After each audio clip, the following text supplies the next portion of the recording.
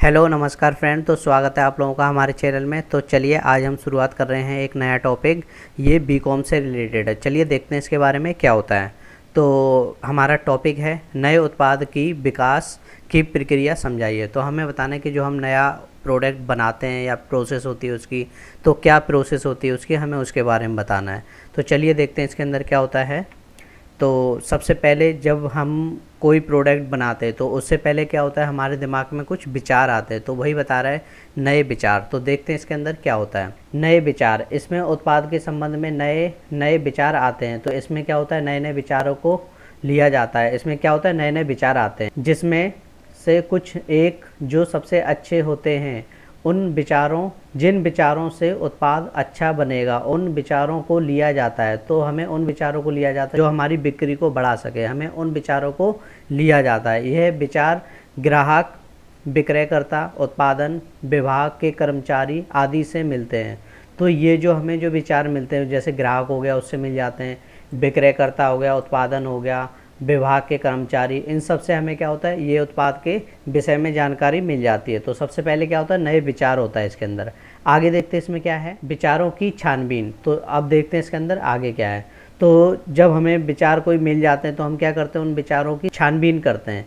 तो छानबीन क्यों करते हैं, पता चल जाएगा उससे हमें कि जो हम विचार हमने जो अपनाए हैं वो हमारे व्यवसाय के लिए सही है या नहीं है। तो देखते हैं इसके अंदर क्या होता है।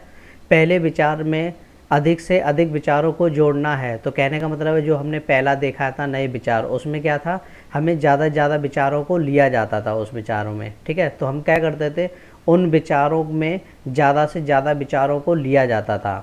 तथा इस चरण का उद्देश्य विचारों को घटाना है। तो इस चरण में हम क्या करते हैं, जो हमें उचित लगते हैं, मान लो हम विचार तो बहुत सारे ले लेते हैं लेकिन जो उसमें सही होते हैं हमें उन विचारों को लिया जाता है। तो वही है, जो फालतू के विचार होते हैं हमें उनको हटाया जाता है। तो उसी की बात कर रहा है इसमें।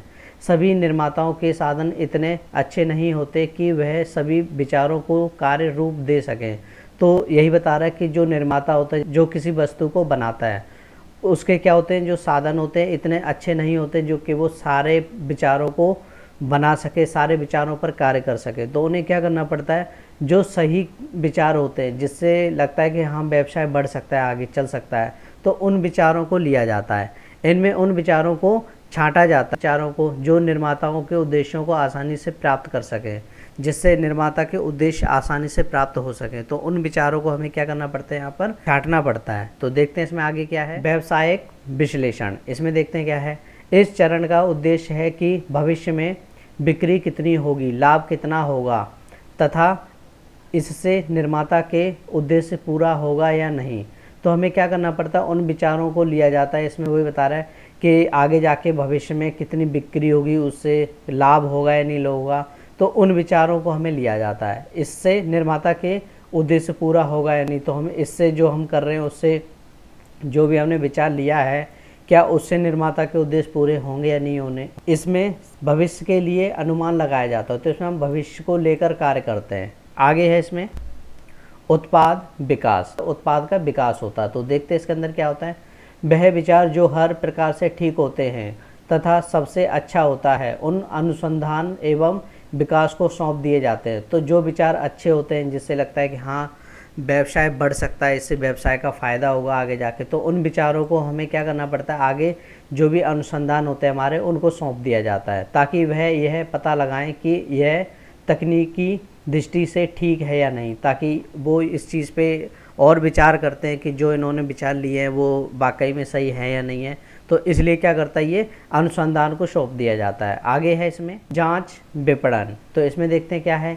एक नए उत्पाद को बाजार में प्रस्तुत करने से पहले उसकी जांच विपणन कराना चाहिए। जांच विपणन से अभिप्राय उत्पाद को बाजार में एक छोर पर रखकर उपभोक्ताओं की प्रतिक्रिया का पता लगाना चाहिए। ऐसा करने से हम भविष्य में आने वाली कठिनाई से बच सकते हैं। तो कहने का मतलब है, मान लो अगर हमें कोई प्रोडक्ट को लॉन्च करना है, निकालना है, बाज़ार में लाना है, तो हमें क्या करना होगा, सबसे पहले हमें उसको एक बार बेचने का प्रयास करना पड़ेगा। तो जिससे हमें देखना पड़ेगा कि वाकई में लोग खरीद रहे हैं उस चीज़ को, नहीं खरीद रहे हैं। ठीक है, अगर हम एक ही बार में उसको लॉन्च कर देंगे और बनाना चालू कर देंगे तो मे बी हमारे जो कस्टमर हैं खरीदे या ना खरीदें, अगर नहीं खरीदेंगे तो हमें बहुत बड़ा नुकसान हो सकता है। तो इसलिए हमें क्या करना पड़ता है, इसमें पहले उनकी जो हमारे प्रोडक्ट जो भी हम बना रहे हैं उनकी छानबीन करी जाती है अच्छे से, उसके बाद ही उसको निकाला जाता है, जिससे क्या होता है हम आने वाले भविष्य में जो भी नुकसान होता है उससे हम बच सकते हैं आराम से। ठीक है,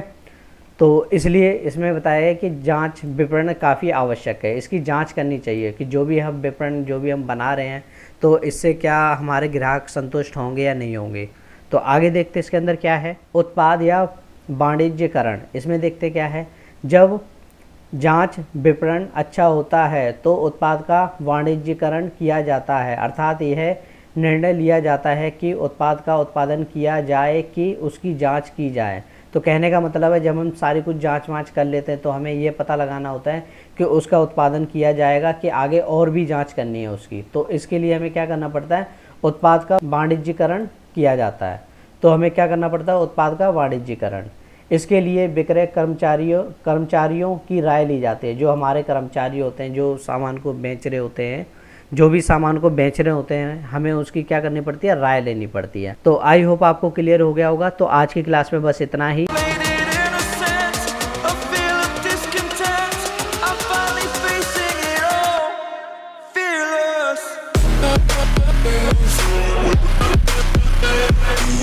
Fearless.